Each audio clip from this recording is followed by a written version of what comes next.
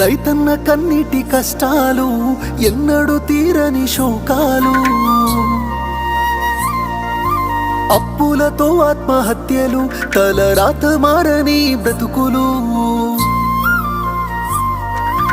రైతన్న కన్నీటి కష్టాలు ఎన్నడూ తీరని శోకాలు, అప్పులతో ఆత్మహత్యలు, తలరాత మారని బ్రతుకులు.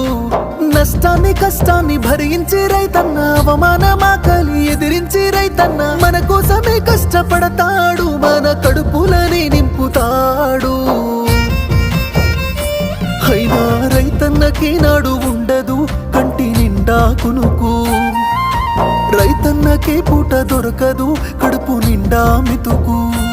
అయ్యో రైతన్నకే నాడు ఉండదు కంటి నిండా కునుకు, రైతన్నకే